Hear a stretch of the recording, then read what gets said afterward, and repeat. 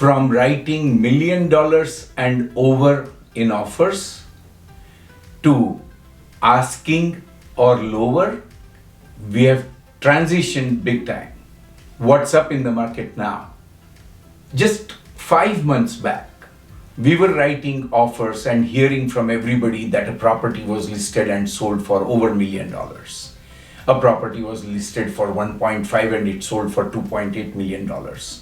So, and I used to not even say from the list price, because list prices were drivers on the market. I always said comps.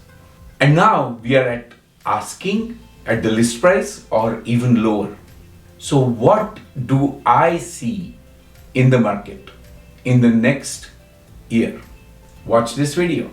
Hi, I'm Amol Heda with Keller Williams Bay Area Estates and author of Thriving Through Ownership.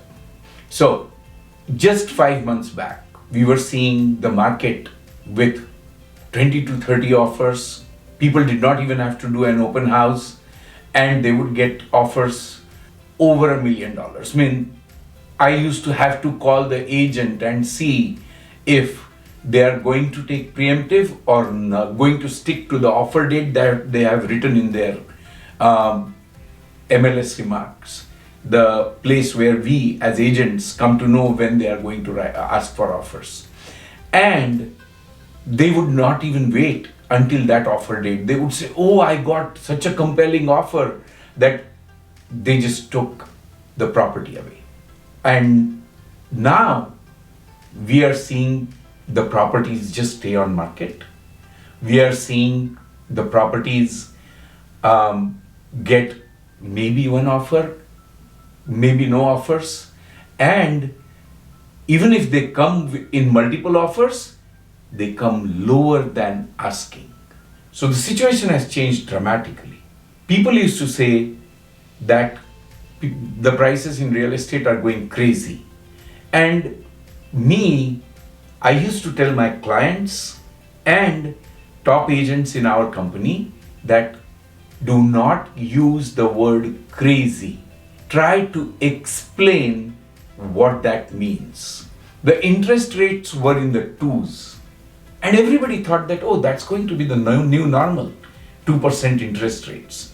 The stock market did almost 45 to 50% in the last 2 years. And everybody thought that, oh, I have all the money in the world. And so we just did not put all these factors together to explain where the market was going.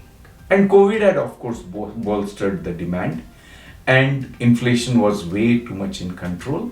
So all of those factors were there. Now, the interest rate suddenly jumped up to 5.5.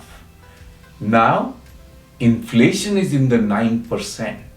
Now, the stock market has bottomed out dramatically. So if you can build a model where you put these numbers and try to get to the prices, you will see the real estate market prices and be able to come to those numbers. So, what is in it for the buyers? With the interest rate increase, the buyers are not going to get a loan. They are not going to qualify, because what they used to be able to qualify at 2.5%, they are definitely not going to qualify at 5.5%. So you are going to buy substantially lower. So if there are sellers that don't want to sell at that price that you qualify for, you are not going to have a deal. But there is a good news there. Number one good news, this qualification issue is not going to be just you, the buyer. It's going to be all the buyers in the market around you that are going to face this. Realize this, that 67% of US real estate transactions are done with a mortgage.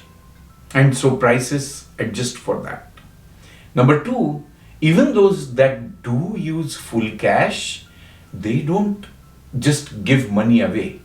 They use their full cash to leverage and make it better for the prices. And so you're going to see an opportunity in the market to buy at lower prices. But be careful. Just now, gas in California, particularly in the Bay Area, I'm seeing $7. So the moment that gas went to $7, probably some drivers might not have pumped gas a week or 2 weeks. But then they pivoted, adjusted, and then started filling the gas normally and started driving as usual. So the need for buying a home is not going away. The need for buying a home stays, and people will adjust to these new prices. So what are the adjustments? People used to take 30-year fixed mortgages when they were cheap. Now they will go to adjustable mortgages, back again to those days. People used to not think of a 40-year fixed. Now there will be a 40-year fixed. And additionally, you are going to see people start using the interest-only products. So there are ways people are going to adjust. Or the last and the worst, I don't like doing more down payment of my own money. People are going to probably increase their down payment percentages. Now let's talk about the sellers. Sellers own the property. The one thing that they are going to have to go through is somebody in the neighborhood sold for $3 million.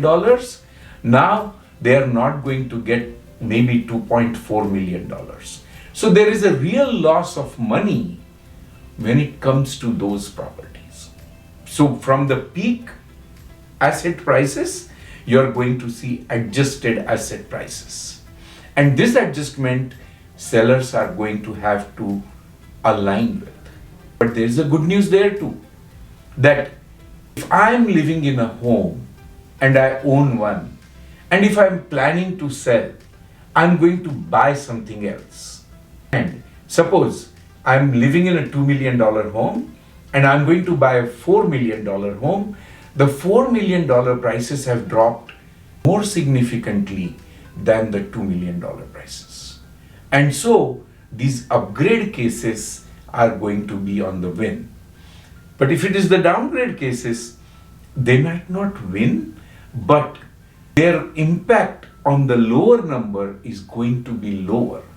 So people will adjust and align to these adjusting asset prices. I'm not going to call it as market ranking or correction. No, all these things are adjustments to the realities. What is going to be good for your situation?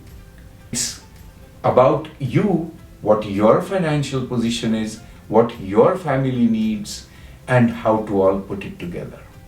If you want to talk, set up a call. Give me a call, and we can analyze your situation and talk about the path from here. Did you like this video? You can subscribe, click on the bell button, and share. Be here for my next one. Bye.